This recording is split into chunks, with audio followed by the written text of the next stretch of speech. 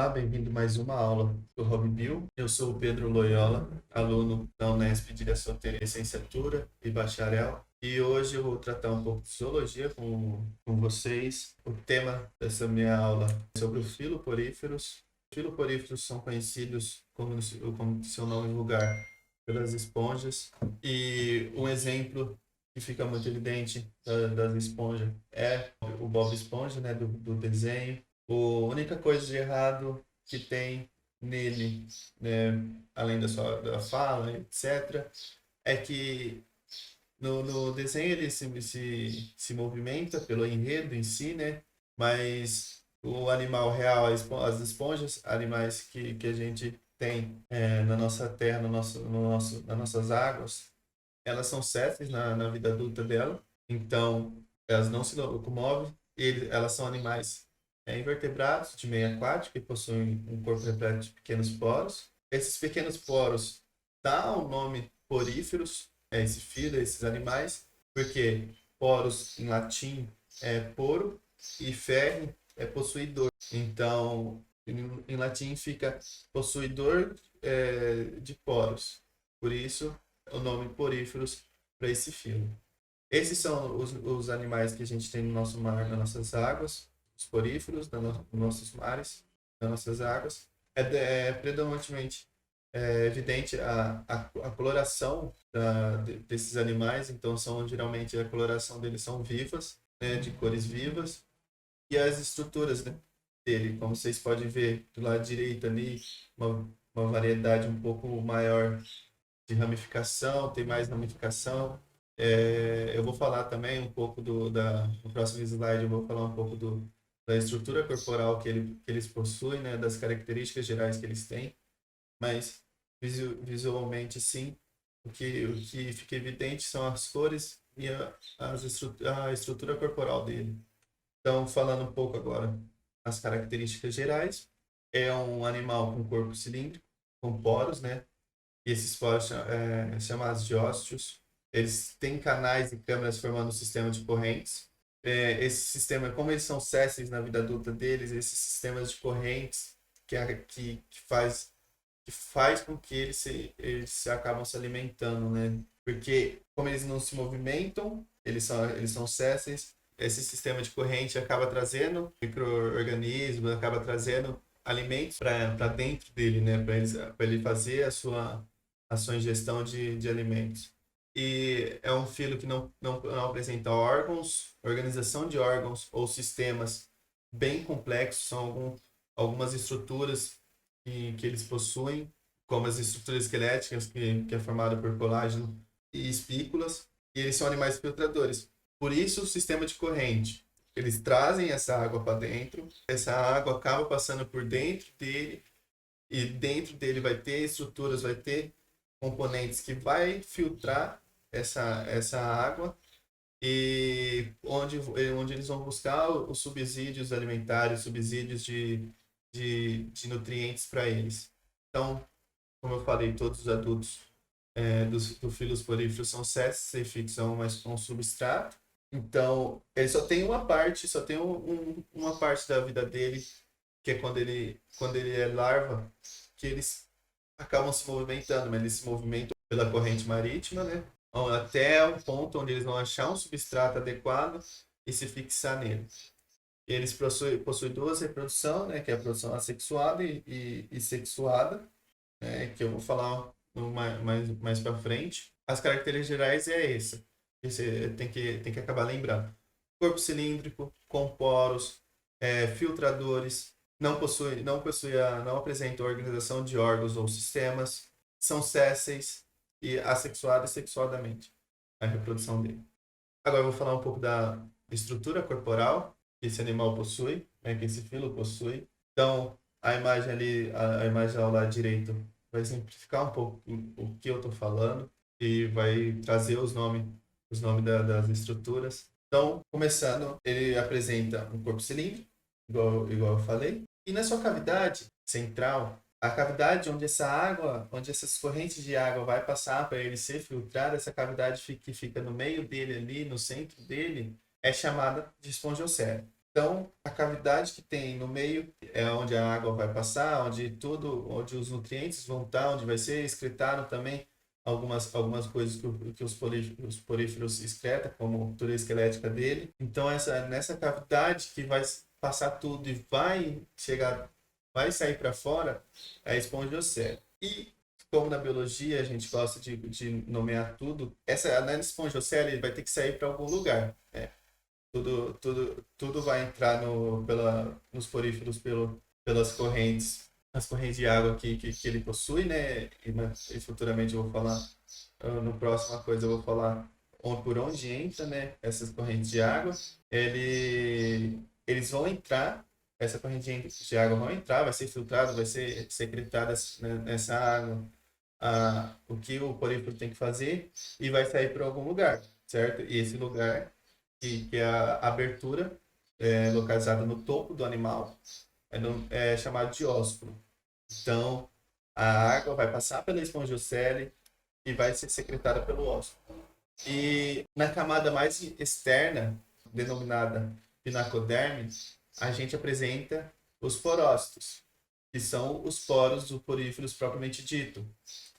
Então, a pinacoderme que fosse como nossa pele mais externa do corpo, né? Nos poríferos é chamada de pinacoderme. E nela tem os porócitos. Então, colocando tudo que eu falei nesse slide, nessa parte, colocando no contexto geral. A gente tem no slide passado a gente falou das correntes de água que o porífero tem, né? Que o porífero precisa ter para ter os alimentos, para sobreviver. Então, tem essas correntes de água. Essas correntes de água, ela entra pelos porócitos, que são os poros. Então, a corrente entra pelos porócitos, passa pelos espongiocele, e essa espongiocele, né, que é ali onde vai ocorrer a digestão, né, a filtração dos nutrientes dos poríferos, vai também ter a secreção dos poríferos nessa água, e essa água vai sair pelo ósculo, que é a cavidade superior do porífero, né? A cavidade localizada no topo do porífero. Aí vamos um pouco mais para dentro, né? Um pouco mais fundo nas estruturas dos poríferos. Tá, eu falei do ósculo, eu falei da espongiocele, eu falei do pinacoderme, eu falei dos porócitos. Na pinacoderme a gente vai ter duas células, duas células chamadas de coanócitos e amebócitos. Os coanócitos, eles são células flageladas, são essas células em roxo na imagem, que tem uma caudinha assim. Elas são denominadas células flageladas e que elas desempenham o papel de fagocitose. A fagocitose nada mais é que um processo onde a célula vai englobar uma outra estrutura, vai digerir essa estrutura e depois vai eliminar os resíduos, como vocês podem ver ali um pouco mais embaixo, no centro mais embaixo. Isso é uma fagocitose, a gente vai ter um protista sendo digerido, sendo capturado pela célula, pelos coanócitos, nesse caso, e sendo digerido e depois eliminado os seus resíduos. Então, coanócitos, eles vão estar presentes como função de digestão, de alimentação dos poríferos pela fagocitose. E os amebócitos, ele tem algumas funções a mais que os coanócitos. Os amebócitos eles não fazem fagocitose, né, mas, porém, eles têm outras funções, como o transporte. Então, os coanócitos vai capturar esses alimentos, vai digerir esses alimentos. E quem vai transportar esses nutrientes que os coanócitos obteve é os amebócitos. Ele vai também fazer a secreção do material esquelético.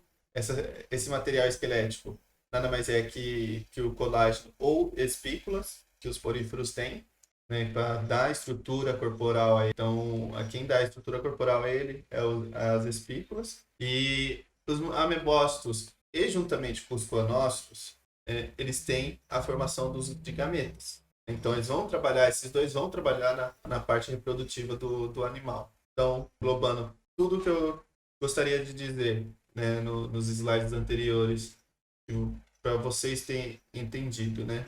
Então, a gente vai ter a corrente de água, que vai ter o fluxo de água que vai entrar no poríferos. Então, esse fluxo de água vai ter que entrar para algum lugar, que é os porócitos.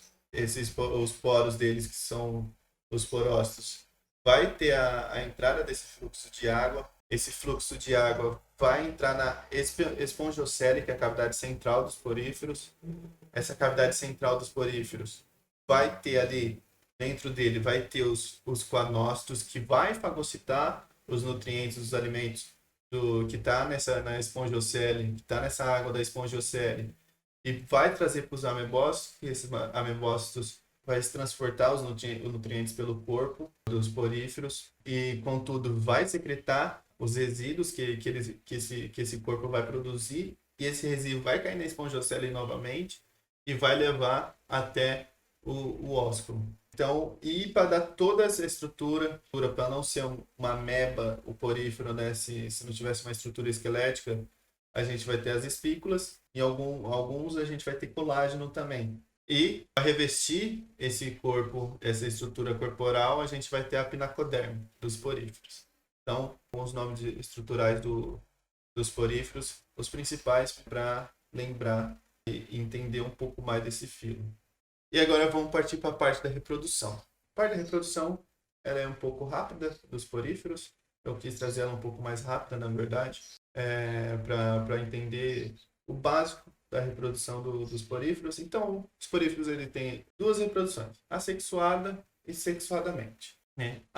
A reprodução assexuada ela ocorre de algumas formas diferentes e ela tem uma base muito grande na regeneração do indivíduo, das esponjas. Então, quando tem alguns pequenos fragmentos das esponjas, elas são quebrados e são lançados para outro substrato, um pouco do lado do primeiro, do lado mais longe do indivíduo mãe, alguns pedaços, né, alguns fragmentos delas que são lançados, são quebrados ou são lançados por predadores, eles acabam se regenerando futuramente, né? Eles vão agarrar num substrato, pode ser do lado do indivíduo mãe, ou pode ser mais longe do indivíduo mãe. Então eles vão se agarrar a um substrato e vai ocorrer a regeneração deles. Vai ser igual, não sei se vocês conhecem, mas é igual o sistema da estrela do mar. Quando ela perde uma das suas pontas, ela acaba se regenerando naquela ponta e possivelmente vai regenerar outra estrela do mar com a ponta cortada. Então, eles vão ter mesmo mecanismo para criar um outro indivíduo, né? Então, é a reprodução assexuada dela. Então, essa reprodução é chamada por brotamento. Então, é quando surge um pequeno broto ou quando tem esses pequenos fragmentos quebrados das esponjas e, posteriormente, dá origem a um novo indivíduo. Então, essa é uma das reprodução assexuada que o porífero tem. Mas para ficar marcado aqui é mais com base as reproduções assexuadas do porífero com base mais na regeneração do indivíduo, né? Então, a reprodução sexuada nos poríferos, como ele não tem estruturas e órgãos propriamente dita, assim, né, complexo, quem fica responsável pela produção dos gametas e formação dos gametas em si é os coanócitos e os amebócitos.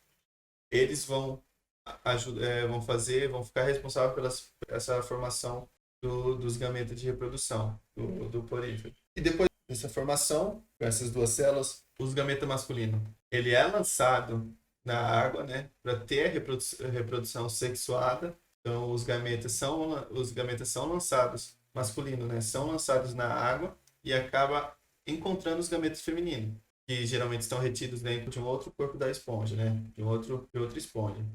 Então, quando esses dois gametas se encontram, ocorre a fecundação, dando origem a uma larva flagelada, que é aí sim, nessa fase de vida dos poríferos, que é larva, eles têm a capacidade de movimentação. Quando essa larva é fixada, é levada pelas correntes e fixada em um substrato, acaba a fase de movimentação dos poríferos. Depois que ela fixa e até a morte dela, ela é séssil. É o único momento de movimentação dessa espécie é pela larva, né? Na origem dela, no começo dela, na parte jovem dela. Então, essa larva é levada pelas correntes, como eu falei, fixada no substrato, originando um novo indivíduo da esponja. Então, essa é a reprodução sexuada. Então, o gameta masculino é lançado na água, encontra um gameta feminino que geralmente está dentro do outro corpo de uma outra esponja. Esses gametas acabam ocorrendo a fecundação,